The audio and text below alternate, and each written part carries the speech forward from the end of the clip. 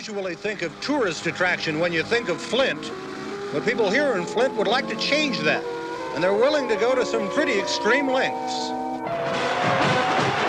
Put a luxury hotel in the heart of our city, just like other cities with their luxury hotels, with everything from the fountains and high ceilings, the atrium lobby, to the large windows, the large plants.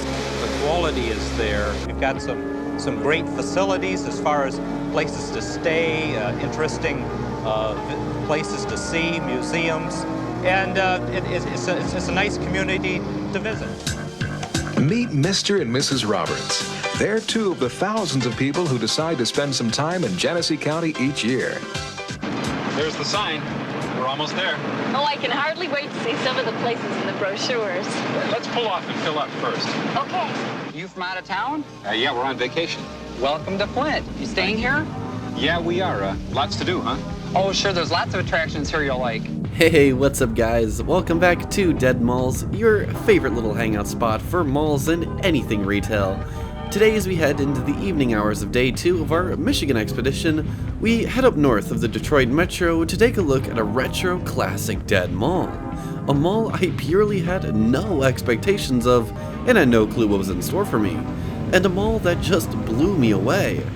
Today, as we head into the small city of Flint, Michigan, we'll be taking a look at Burton's Courtland Center, or Eastland Mall, whatever you want to call it. The Courtland Center is one of those extremely rare malls which features untouched 80s aesthetics, including planters, carpeted conversation pits, an amazing fountain, and dozens of retro storefronts. To come close to capping off day 2, Courtland was a perfect treat. Before we get started here, I'd like to congratulate our winner who was able to successfully guess the next mall. A very nice job, JQ. If you would like to have your chance of being shouted out in the next episode, stick around for the next challenge. Anyways, as we continue our drive around of the exterior here, let's begin. Let's tell the story of not only the mall, but of its city, and let's see how Courtland Center is doing as of July of 2022.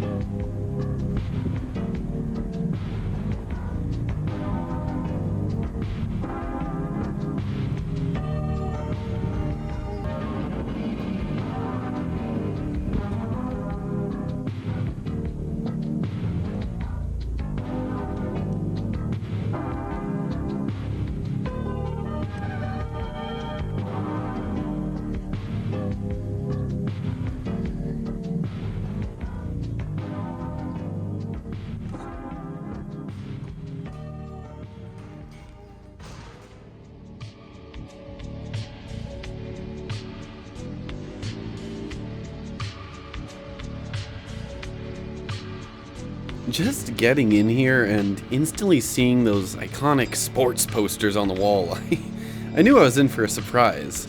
This oh-so-classic directory, which is so out of date, straight from the 80s made sure of that. See just how many 80s aesthetics you can count as we get in here. Anyways, while I dodge security, let's begin the story of Courtland Center. Courtland Center's story begins over 60 years ago in the city of Flint, Michigan. And boy, does this mall have a history. By the early 60s, city leaders were looking to construct a brand new shopping center on the east side of the slow-growing suburb of Burton. The 60s would be an extravagant time for malls. As while plans for this mall were being drawn up, a smaller mall was getting ready to open in the center of town.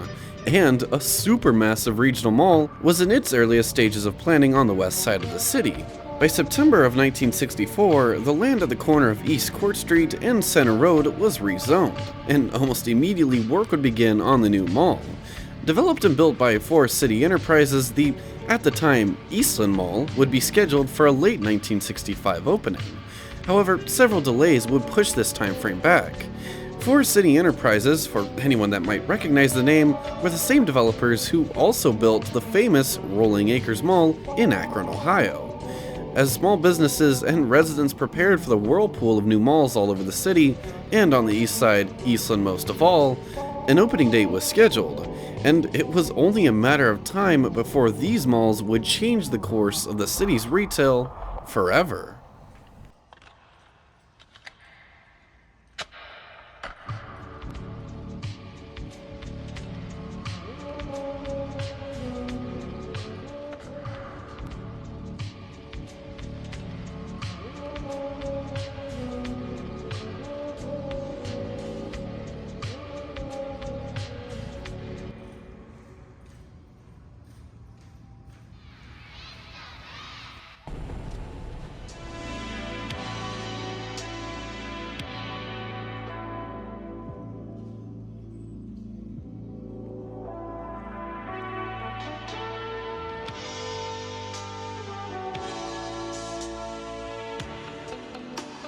Before we opened the beautiful and mind-numbingly exuberant Eastland Mall, I had to snag a quick peek inside this old Deb.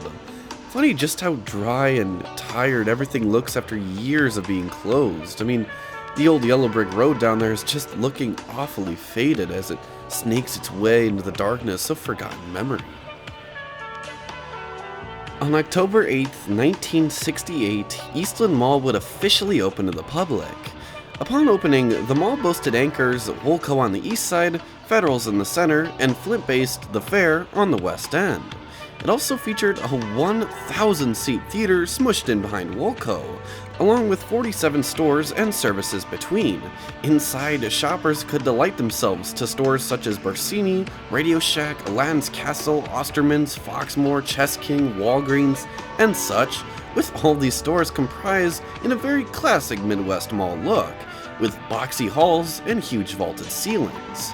In the center court, a massive vaulted skylight towered above an intricate fountain display, complete with several cascading streams surrounded by tropical plants, flowers, and benches. Eastland was a beautiful Midwestern classic. It wasn't too out there, it wasn't too big or flamboyant, but it was the perfect shopping destination for the slow-growing city of Flint. The small nearby Dort Mall, which opened a few years prior, would struggle to gain traction, as Eastland sucked away tenants and people. And just 7 miles away on the other side of the city in 1970, Genesee Valley Center would open as the final of the three. This two-anchor mall would originally see no competition with Eastland, but as time would go on and Genesee would only get bigger, the fight would set in. But for the time being, Eastland thrived, seeing hundreds in its halls and stores packed every day. It wasn't until the late 70s in which Eastland's first changes began to come.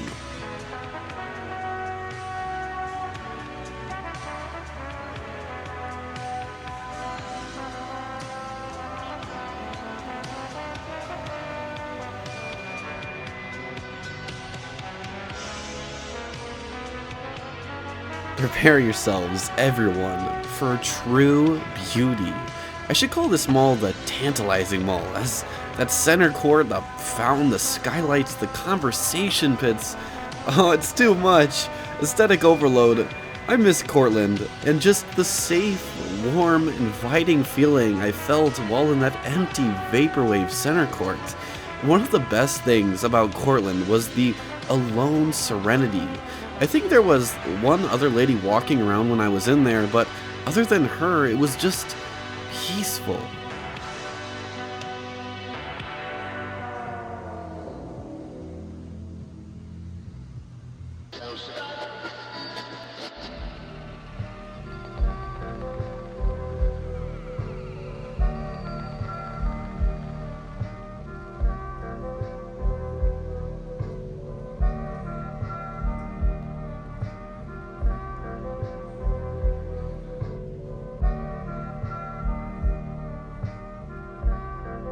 By the late 70s, the city had just peaked in population, at almost 200,000 residents, but this number would begin to drop by tens of thousands each year. The '73 oil crisis saw an economic downturn in the area, which was only exacerbated in Michigan and the Motor Cities. Flint still had the second busiest airport in Michigan and a thriving industrial base, but that was all about to change. In 1977, Federals would shutter their central anchor in the mall as the Detroit-based company went bottoms up. A very short-lived dying brand known as Robert Hall Village would briefly occupy the space before closing up and leaving that same year of 77, leaving the central anchor dead once again. This central anchor space would always be the one the mall would find extremely difficult to fill. It would soon become JCPenney. A year later, in 1978, GM, taking steps towards a new Flint, would begin automating plants, or closing assemblies, moving to other cities or overseas. This process would fully kick in by the 80s, and soon mass population would leave as thousands upon thousands of jobs were lost. Oh, hang on, real quick. Let's pause the history and enjoy the fountain. Just don't drink from it, okay?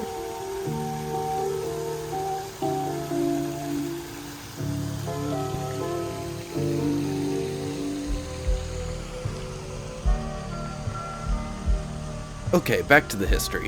In 1980, the hit film Star Wars was to get a sequel, The Empire Strikes Back, and the mall theater at the time, known as ABC Theater, was just one of the 105 of the country that were selected to run the movie. In preparation, the theater had to modernize, adding a brand new 70mm projector and 6-track stereo system. And just years later, the thriving theater would be sold to National Amusements, who added a second screen. In 1983, Woolco would go completely bankrupt, and the East Anchor would be left empty, sitting like that for a few years before a huge change. A mall-wide renovation that would see it completely reimagined, saved, and renamed.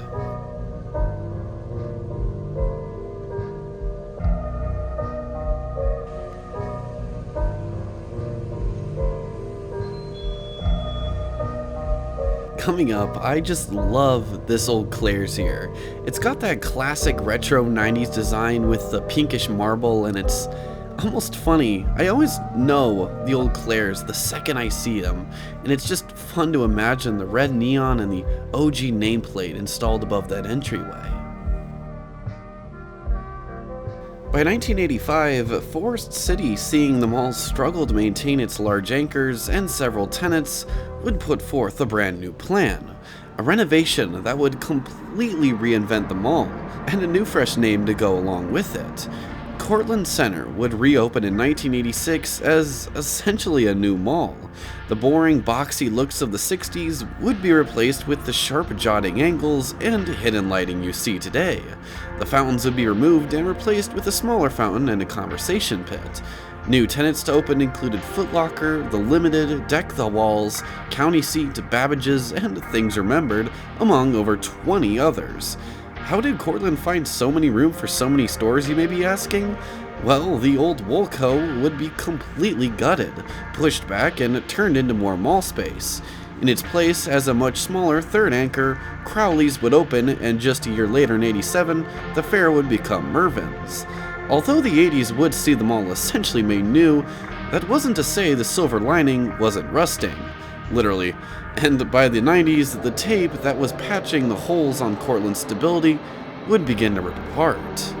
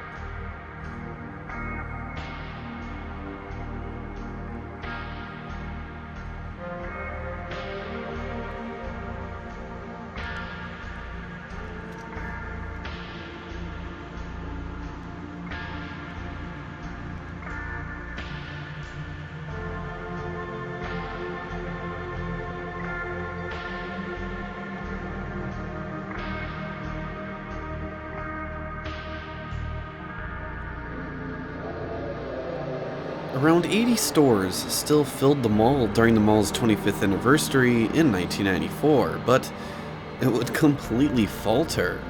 In 1997, the still young Crowleys would leave once again, leaving the east side empty. The loss of Crowleys would begin a domino effect of closures, coupled with the fact that the nearly empty hallways just couldn't be filled, as the city the mall was housed in had lost nearly 50,000 residents. Throughout the 90s, Buick and GM plants, South Engines, Pontiac, BOC1, Coldwater, Delco, and Delphi would all close. In 1999, Buick City, a 235-acre plant and one of the last in the city, would shutter, furthering the city's downfall.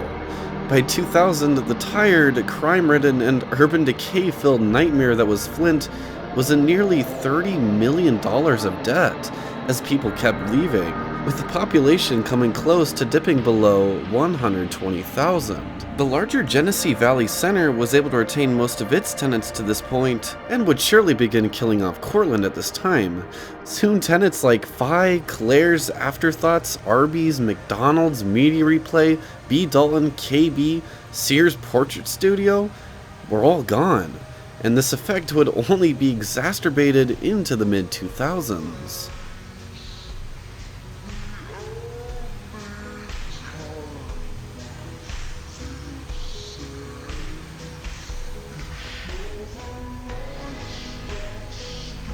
At some point, I'm guessing when the mall really began to fall apart, management took down these huge banners from the ceiling skylight diamonds, coupled with the trees that no longer exist and the fact that every storefront was lit up with lights, neon, and people. I can't get over the fact of how beautiful it used to look in this mall, and how today we just get a fraction of that.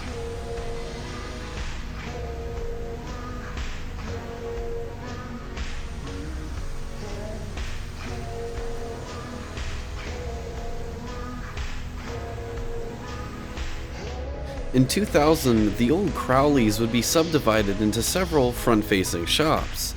Old Navy, Staples, Joann, and Dunham's would all move in, with Dunham's carrying the responsibility of having the mall entrance. In 2004, Forest City would sell the mall to Tucker Development after Forest City went bankrupt. And just 2 years later, in 2006, Mervyn's would leave the Michigan market, closing the store on the West End. JCPenney would show interest in 2007 in the space, ultimately raising the entire building and building a brand new anchor, closing their central space, which would be filled with a very short-lived Stephen Barry's, only lasting a few months. Old Navy would leave just before JCPenney could open in 2008.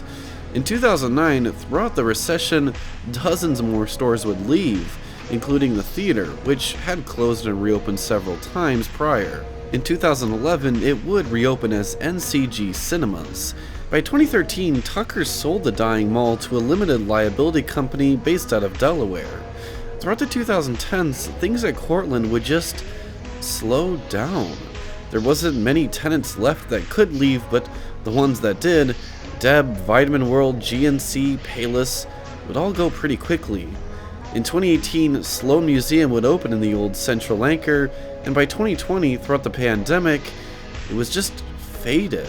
80,000 people were all that was left in the city, once home to nearly 200,000. At one point, 80,000 were employed just at the assemblies alone. Now, there was nearly nothing left. The theater would be shuttered in September of 2021, seemingly for good this time.